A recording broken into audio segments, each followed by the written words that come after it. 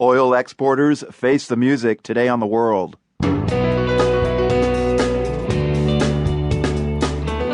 I'm Marco Werman. Falling oil prices make people in Saudi Arabia really nervous. 90% of government revenues come from oil. Oil is by far the main driver in the Saudi economy. And in Venezuela, the cash-strapped government goes for a big hike in the price of gas. But Venezuela still has the cheapest gas in the world. Now people are going to have to pay maybe as much as a quarter to fill their tank.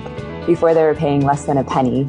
Plus, a daughter remembers growing up in a crowded New York City apartment. When my parents needed privacy, they would lapse into this dialect. And I knew that it was a special language they had. Those stories today on The World. Sun's out, guns out, sleeveless shirts and all. That might be the new style someday soon in the Arctic, because last month it was warmer than usual up there, a lot warmer. NASA says January 2016 recorded the greatest departure from average of any month on record. That's globally. But the spike in temperatures last month was especially pronounced in the Arctic. I asked Gavin Schmidt to put this into context for us. He directs NASA's Goddard Institute for Space Studies. So temperatures are going up pretty much everywhere around the world, except perhaps in Antarctica. And so when we have an El Nino event we're currently having, that's really just an assist, and that kind of pushes you into record-breaking territory. But we would have had a record warm year even without the El Nino, and temperatures are not suddenly going to go back to the 1970s when this El Nino event is finished, perhaps by the middle of this year.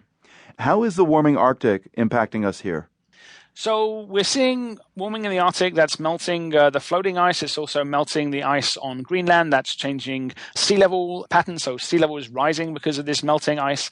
We have changes in circulation patterns. The wind patterns seem to be affected by the reductions in sea ice in the Arctic, and that is changing the patterns of storm tracks and perhaps the variability of wintertime temperatures right here where we live. So here we are kicking off our show today with this news because it's important. I mean, the temperatures, as you say, this trend just keeps going up and up and up.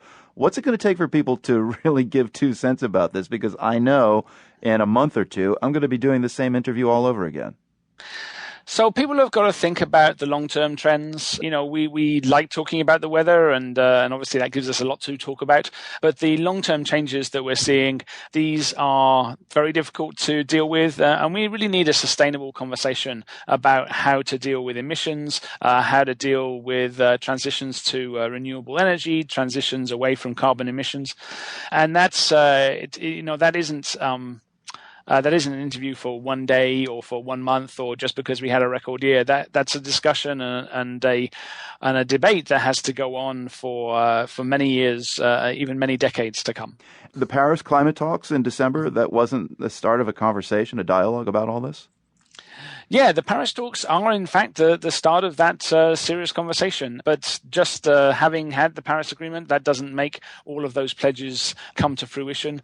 How those pledges are actually going to be implemented and how they're going to be maintained and perhaps even enhanced, that still has to be decided.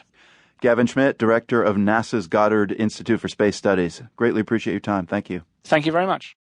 One thing that's not been helping with the rise in temperatures is the staggering drop in oil prices. Get this, in the past year and a half, the price of oil dropped from $100 a barrel to $30. Good if you want to drive a Hummer to the grocery store, not so great for the environment. But the polar bears aren't the only ones taking a hit from this. There are economies that rely entirely on oil revenue. And as you can imagine, they're not doing great these days. We're going to check in on 2 of them, Venezuela in a moment. First, Saudi Arabia. It's one of the world's biggest exporters of oil, and they're in a pickle. Ben Hubbard is here to tell us more. He's a reporter with the New York Times based in Beirut, and you're just back from Riyadh where you're reporting on this, Ben. How much of the Saudi economy does rely on oil? Well, it's about 90% of government revenues come from oil, so it's just a massive, massive chunk of everything that the government does. I mean, oil is by far the main driver in the Saudi economy.